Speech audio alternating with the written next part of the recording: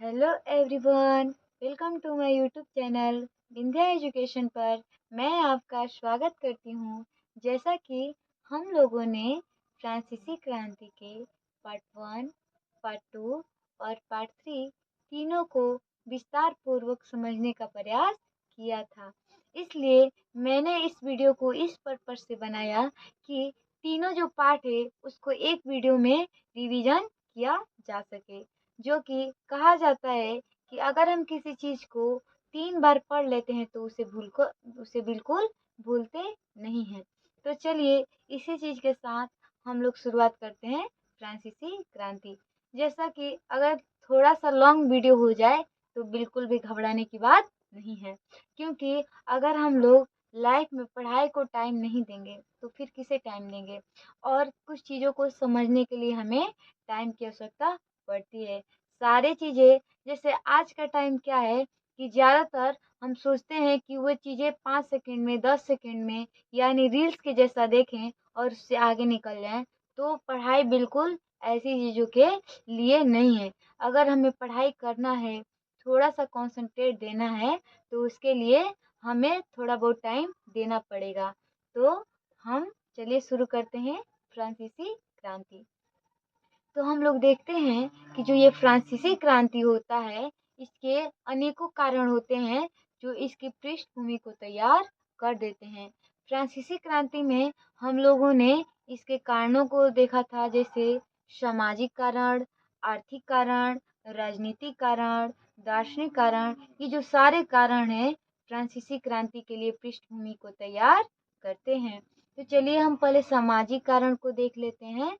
जैसा कि हम लोग जानते हैं, फ्रांस का समाज बिल्कुल भी समान रूप से नहीं था। समाज में बहुत सारी असमानताएं क्या थी, व्याप्त थी। यानी जो ये फ्रांस का समाज था 3 वर्गों में बटा था। जैसे प्रथम स्टेट, द्वितीय स्टेट और तृतीय स्टेट।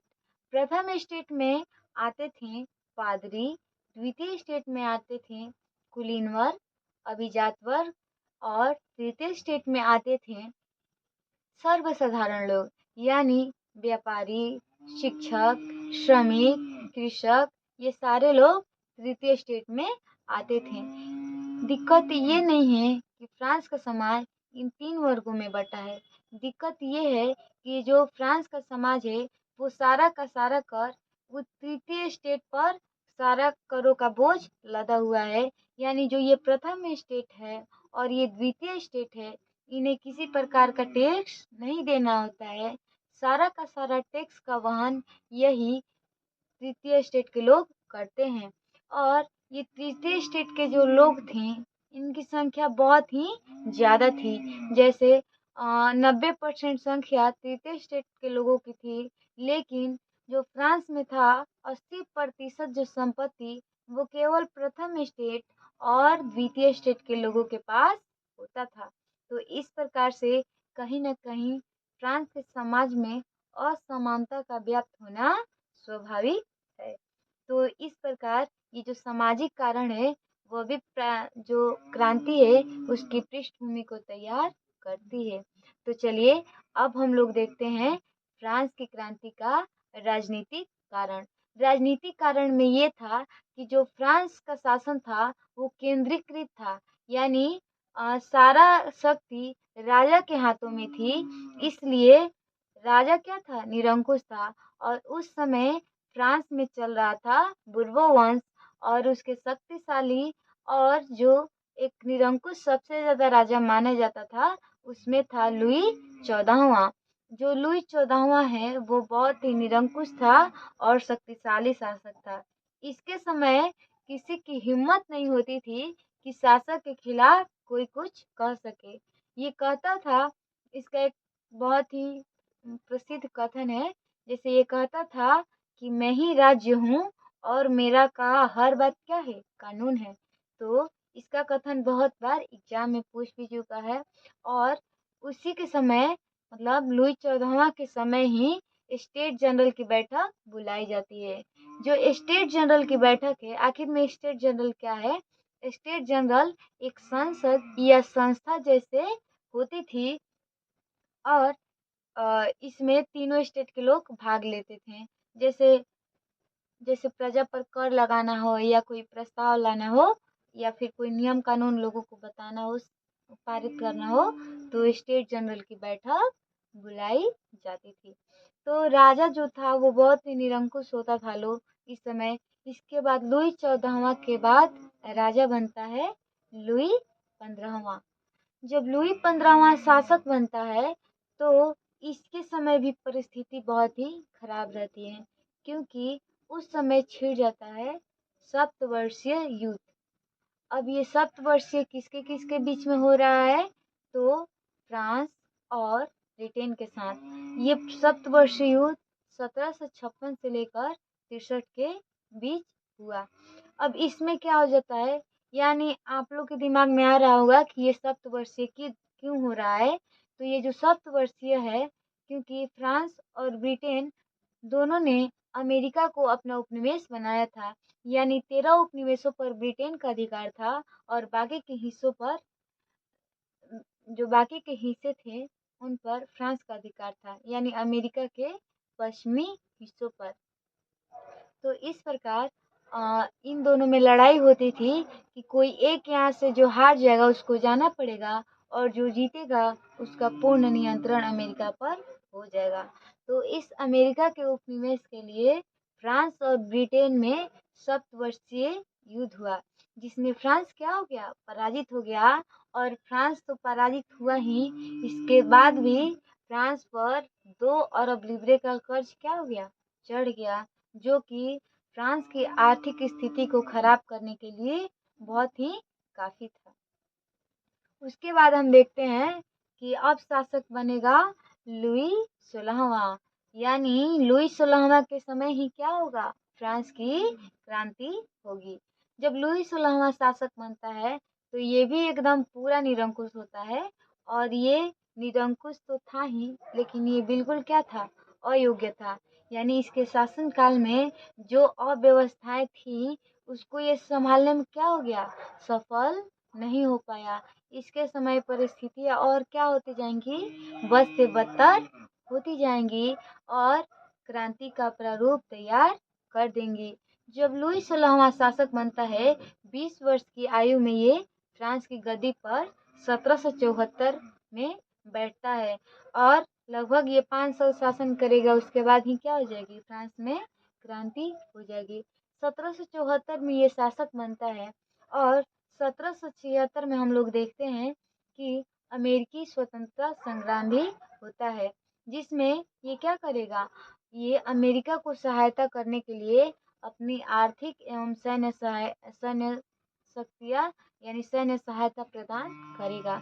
देखिए उस समय फ्रांस की आर्थिक स्थिति खराब नहीं है, फ्रांस पर पहले से ही 2 अरब लिब्रे का कर्ज है और ये कर्ज में भी डूबकर दूसरे किसी से कर्ज लेकर अमेरिका को सहायता दे रहा है, वो भी सैनिक और आर्थिक सहायता। ये सहायता क्यों दे रहा है कि अमेरिका क्या करे, कैसे भी ब्रिटेन को हराकर यानी फ्रांस का भी एक तरह से बदला ले ले।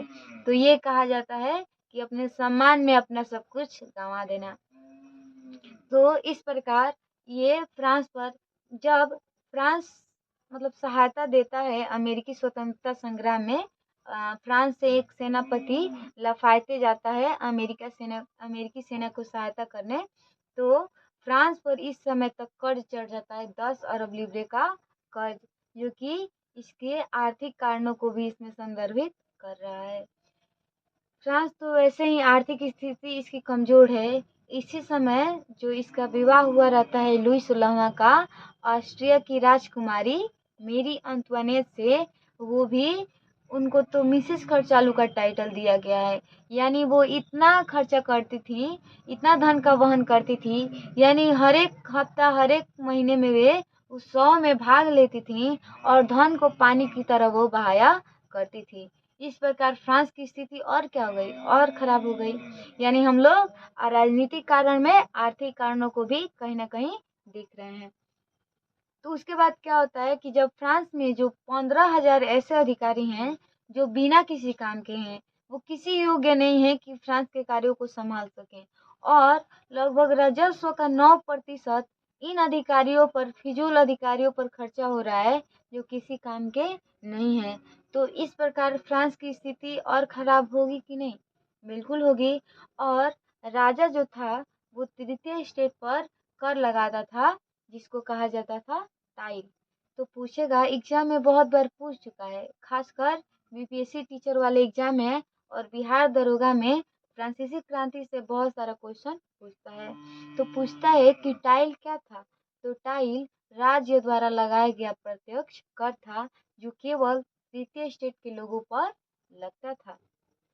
तो तृतीय स्टेट पर राजा तो कर लगाता ही था, जो पादरी था प्रथम स्टेट का वो भी तृतीय स्टेट पर कर लगाता था, उसको कहा जाता था टाइथ। तो टाइल और टाइथ दोनों शब्द याद रखिएगा। जब टाइथ कहेगा तो ये धार्मिक कर है और इसको कौन लगा रहा है? पादरी लगा रहा है। तो इस प्रकार हम देखते हैं कि फ्रांस की स्थिति क्या है, आर्थिक स्थिति भी एकदम बद से बदतर है, राजनीतिक स्थिति भी खराब है, यानी राजा में कोई वो शासक वाला योग्यता है ही नहीं कि वे अपने शासन काल के दौरान इतनी सारी अव्यवस्थाओं को संभाल सके। तो इसके बाद हम देखते हैं दार्शनिक कारण। दार्शनिक कारण में हम देखते हैं कि इस समय 3 लोगों का नाम तो बहुत पहले आता है, जैसे वाल्टेयर, रूसो, मोंटेस्क्यू। ये जो वाल्टेयर थे ये लोकतंत्र के पक्षधर नहीं थे, ये राजतंत्र के पक्षधर थे। लेकिन राजतंत्र कैसा हो? निरंकुश हो। ये ऐसे राजतंत्र की आशा करते थे जो बिना किसी निरंकुशता के लोगों के हित में काम करे और अच्छे से शासन करे। और रूसो हैं, इनका एक बहुत ही प्रसिद्ध रचना है द सोशल कॉन्ट्रैक्ट, यानी सामाजिक संहिता। इसमें ये सामान्य इच्छा की बात करते हैं, यानी इनमें इनका कहना है जो सभी वर्गों के सभी लोगों की इच्छा हो वो सबसे सर्वोपरि होनी चाहिए और वही सही होता है। उसके बाद मोंटेस्क्यू ये शक्ति का पृथक्करण सिद्धांत देते हैं, अर्थात कि कार्यपालिका, विधायिका और न्यायपालिका ये तीनों क्या होने चाहिए? अलग अलग होने चाहिए, क्योंकि जब शक्ति एक संस्था या एक व्यक्ति के हाथों में केंद्रित होगी तो कहीं ना कहीं वो क्या करेगा? निरंकुशता को अपनाएगा और कोई भी उस पर अंकुश लगाने वाला नहीं होगा।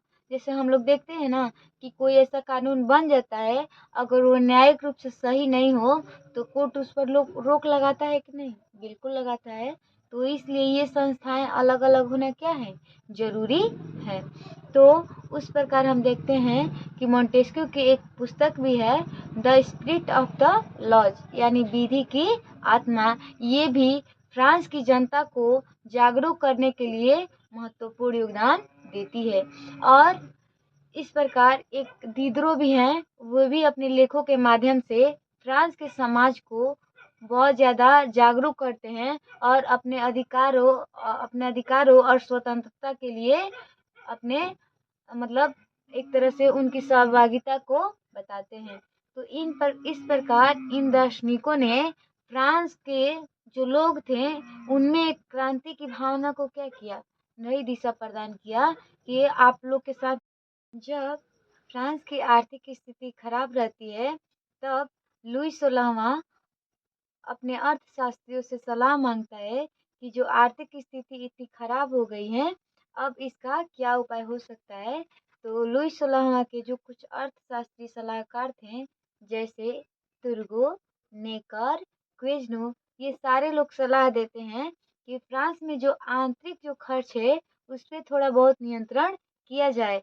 तो जब पता चलता है मिसेज खर्चालू को कि ये लोग आंतरिक खर्च को कम करने की बात कर रहे हैं, तो वे क्या करती हैं? राजा से कहकर इन्हीं को उनके पद से क्या करती हैं? हटवा देती हैं। कहा जाता है ना कि विनाश काले विपरीत बुद्धि, वही चल रहा है।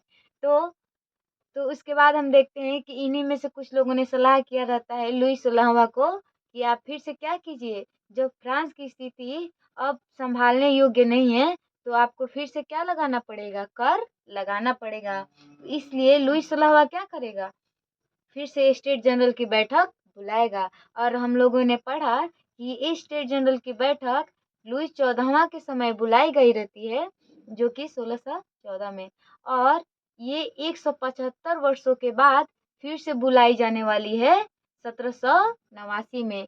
जब लोगों को पता चलता है कि फिर से लुई 16वां स्टेट जनरल की बैठक बुलाने वाले हैं, तब लोगों में एक उत्साह जगता है कि फिर से स्टेट जनरल की बैठक होगी और हम अपनी अपनी बात रखेंगे। जैसे प्रथम स्टेट और द्वितीय स्टेट सोचते हैं कि हम अपने विशेषाधिकार में और वृद्धि करवाएंगे, और जो तृतीय स्टेट था वे तो इतना खुश था कि वो 40,000 पर्चों पर अपनी समस्याओं को लिखकर राजा के समक्ष उपस्थित करने के लिए बेचैन था। तो इतने सारे उत्साहों के साथ स्टेट जनरल की बैठक बुलाई जाती है।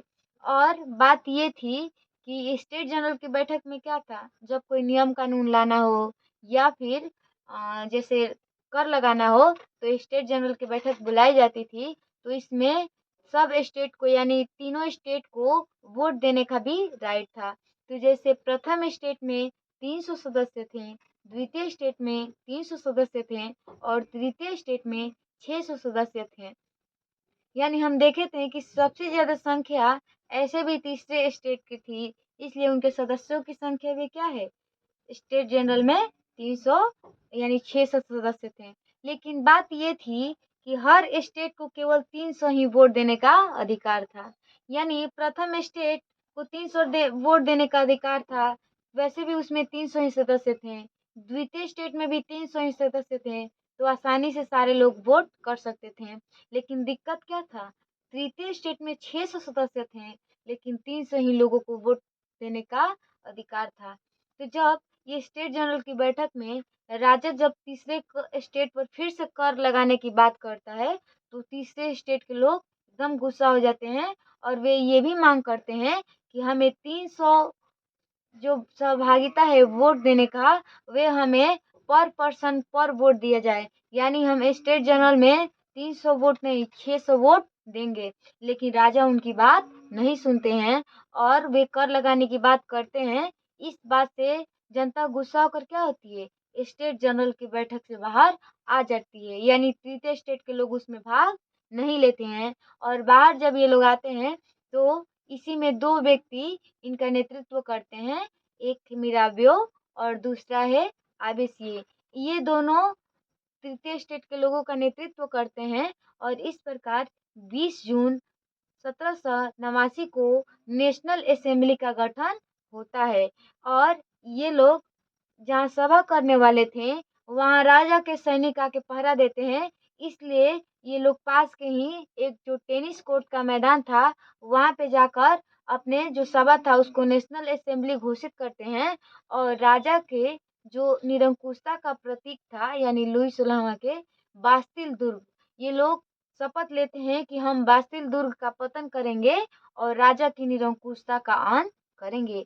और इस प्रकार पूरे फ्रांस के जो जनता थी, तृतीय स्टेट के लोग, वे सारे लोग पेरिस के सड़कों पर उतर कर और मार्चले सॉन्ग गाते हुए, मार्चले जो है फ्रांस का राष्ट्रगान है, इसको गाते हुए बास्तिल दुर्ग की ओर बढ़ते हैं।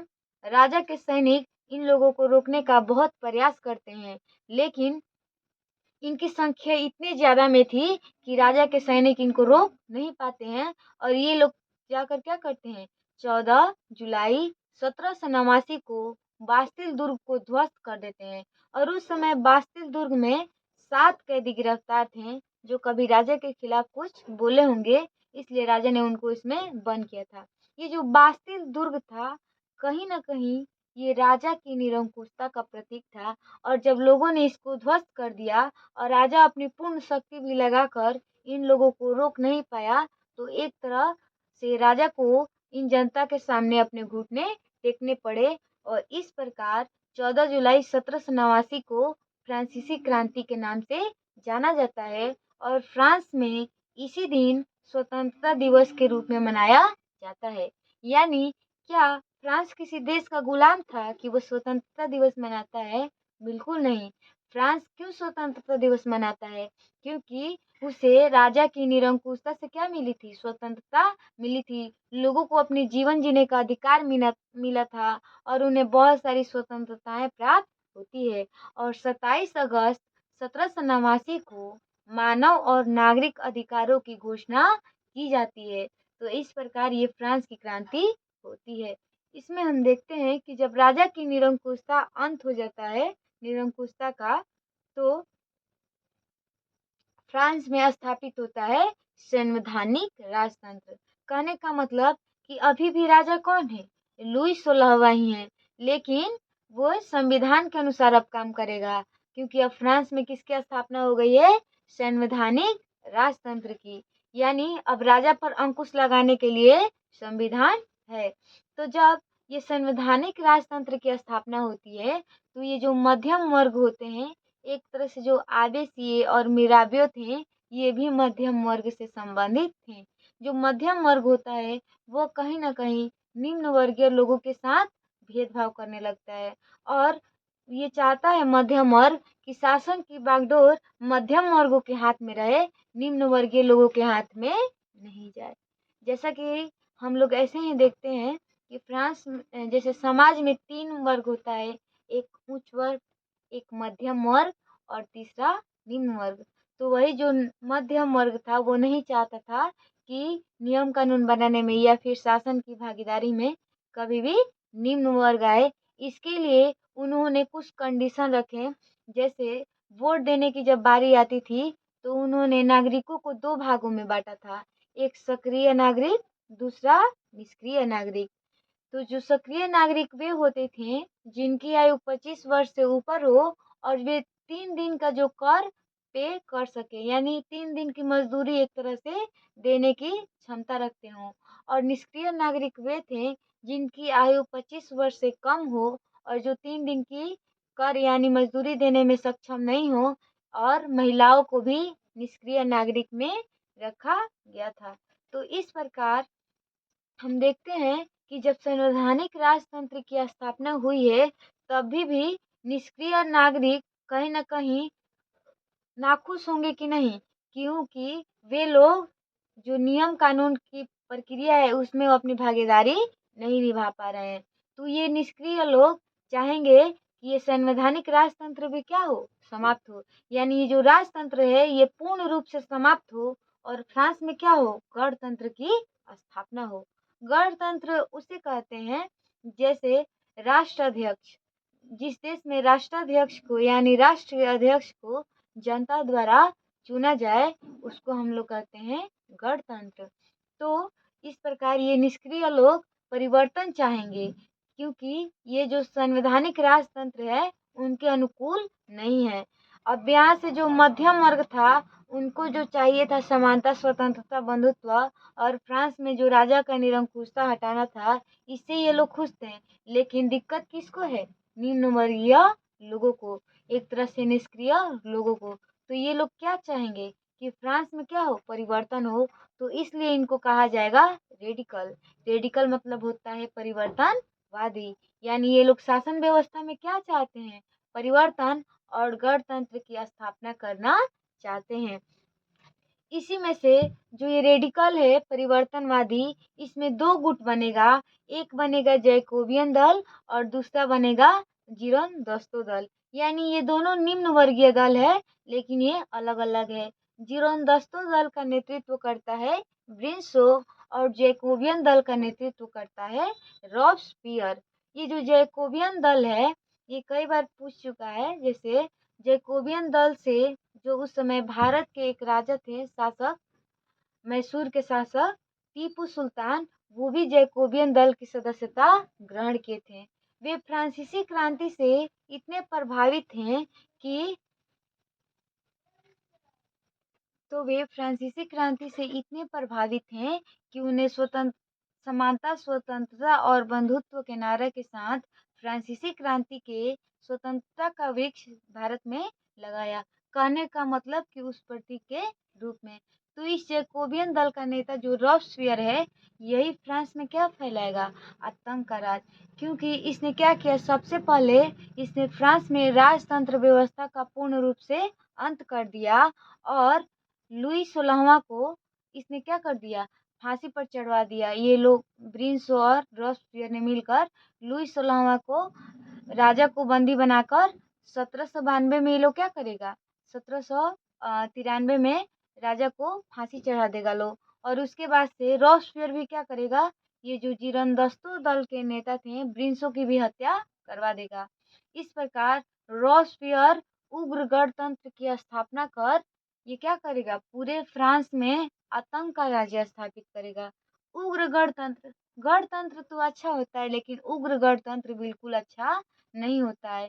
इसने रॉबस्पियर ने इतने कठोर नियम और नीति को अपनाया कि इससे जनता त्राही-त्राही करने लगी और इसने केवल 14 महीनों में 17,000 लोगों को गिलोटिन चढ़ाया। तो ये इसकी क्या बोलते हैं, इसके आतंक का परिचय देता है। लोग इससे इतने तंग आ गए कि इसको न्यायालय द्वारा इसको गिलोटिन पर चढ़ा दिया गया। यानी जुलाई 1794 में रॉबस्पियर को क्या दे दिया गया, फांसी दे दिया गया। इस प्रकार रॉबस्पियर के आतंक का राज्य का क्या होता है, समाप्ति हो जाता है और फ्रांस में स्थापित होता है उदार गणतंत्र। अब उदार गणतंत्र में 5 डायरेक्टरी का जो शासन होता है, 5 सदस्य, वही लोग क्या करते हैं, फ्रांस के शासन को चलाते हैं और फ्रांस में जो एक तरह संविधान के तरह काम होता है और कोई भी शक्ति एक व्यक्ति के हाथों में केंद्रित नहीं होती है। ये जो 5 सदस्य जो डायरेक्टरी थे, अगर एक सदस्य भी किसी प्रस्ताव पर ना कह देता था तो उसको पारित नहीं किया जा सकता था। तो इसी समय फ्रांस में एंट्री होगा नेपोलियन बोनापार्ट की, जो कि फ्रांस में एक नायक और हीरो के तौर पर देखा जाएगा।